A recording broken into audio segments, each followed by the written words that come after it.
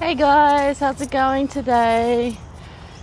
I'm just thinking idly, thoughts in my kitty brain here, going on about, well, love, lust, new relationship energy and role playing.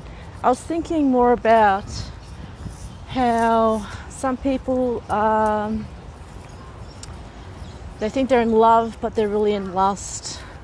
How that goes in with new relationship energy when you just started out. How long that lasts for? That can last for a long time, trust me.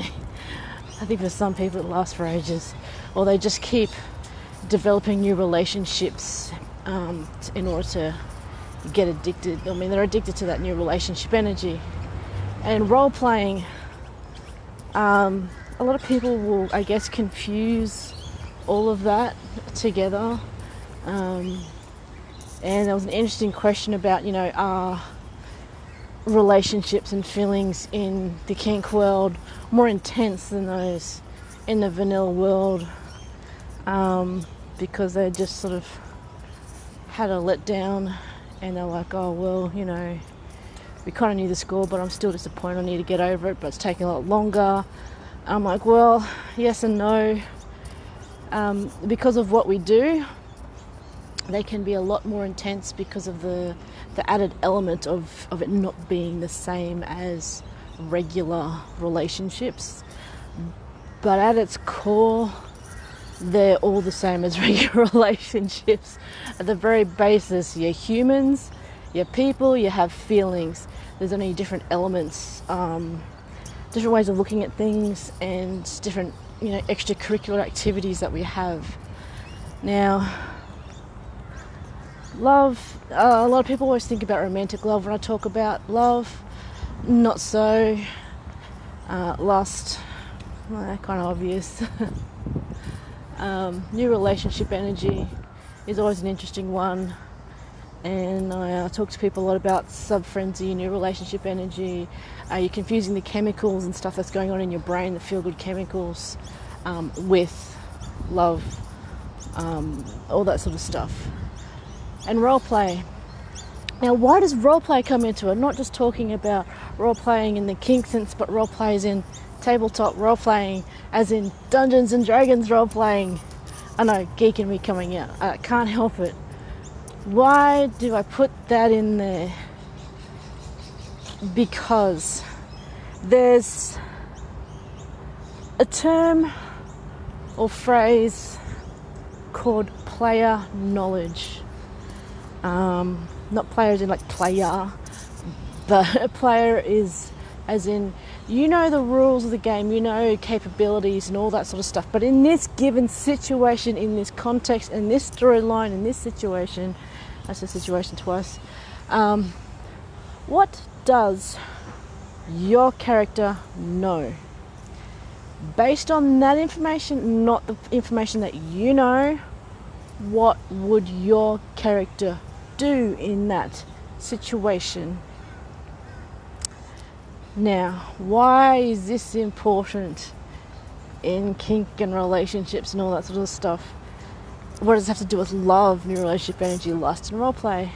As I said before, many people get things confused, or things cross over. I'm not saying that they can't exist together, but that it can get much more difficult when you add player knowledge of previous relationships and scenes into new ones.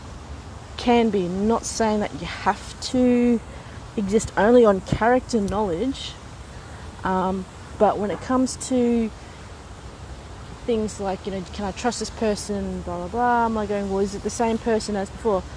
No, but these are all the hallmarks that are the same. I said, well, okay, there's the hallmarks that are the same. Has this particular person given you any reason, or are you reading too much into it? Or are you doing the same thing over and over and over and over again? And are you or are you not listening to your player knowledge or your character knowledge? Which one applies in this situation? Like, player knowledge would be taken into account if you keep, say, having relationships that end the same way all the time. Character knowledge comes into account when relationships keep going all the time, because sometimes you bring in issues from previous relationship into the current relationship and apply them to that person, which is totally unfair. Recognizing that you have those problems or have those issues or thoughts is important, because then you can like stop it if it's going to sabotage your current relationships, or encourage it if you know it's going to enhance it. Now, you don't just make these decisions on your own. I'll point that out. Talking with your new partners, always good, because they can provide a different perspective of things, and know that you are working towards this or not working towards that. To not do that, I guess, would be a little bit manipulative and a bit self-sabotaging. Not just you manipulating them, but self-sabotaging yourself.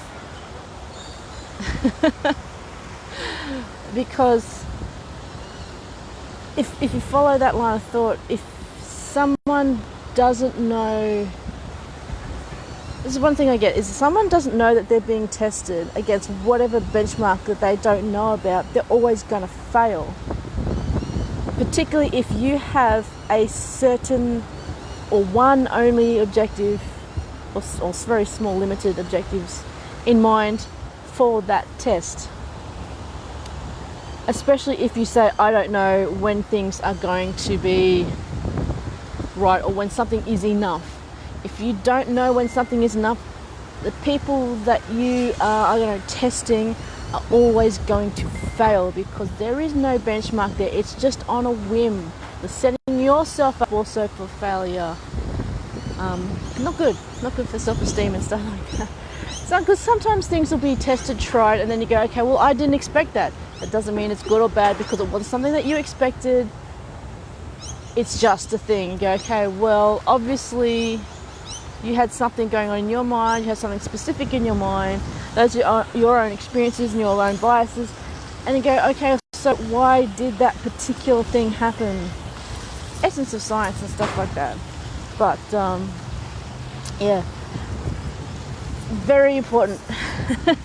Player knowledge and non-player knowledge. What do you apply to these situations? It's so funny and amusing all the time when I have debates and discussions with people, and they say, oh, they get very emotive on a lot of things, and going, well, that's just player knowledge right there. They can't take arguments on its merits. They can't sort of isolate what they know, what they think, and what they feel in order to do an effective argument. Yeah, sometimes it can be applied the wrong way. As I said, it's a decision and a thought process that needs to be looked at in context. Again, context. Whether you apply your player knowledge or you apply player character knowledge. Now, those who have role-played, like actually really role-played, know this.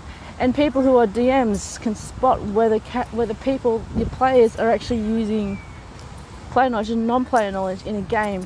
Now, when it comes to life, it is so much harder to talk, reason, and recognise when other people are bringing other issues into their relationships, and it can be difficult because it can pop up any time. It's good or bad, it depends on the situation. Sometimes it can be really good, sometimes it can be really bad. Sometimes it's just, Anyway, have you been in situations where you have brought character knowledge into an issue? Have you been in situations where you brought player knowledge into an issue? Now, how does that go and relate? And can you see the kind of connection that I'm trying to put here with, love, lust, new relationship energy, and role-playing? In that they don't have to be all mutually exclusive. They can go together. But also think about, was that what is agreed to with the other person? Can you renegotiate that as well? If there are firm lines that aren't to be crossed and they don't want to cross, You might want to think about that. Anyway, have you come across and used all that, the character knowledge? Have you used player knowledge? When or how have you decided which one to use and which one's better? I hope it's worked out good for you. Anyways, Thursday, gonna be really muggy. Apparently it's gonna be 33 chances of showers. There's lots of clouds around, very humid. Well, at least that's what it is in Brizzy at the moment. Don't know what it's like at the outback. Apparently some of my mates out in rural areas have been enjoying some rain, which is absolutely awesome. I hope it keeps up for the rest of the summer and the growing season. Not a lot, just enough for them to fill up all their tanks, dams, aquifers and everything, and then to last out for more, prepare them for more droughts and that most likely coming. Anyway, catch you guys later. Bye.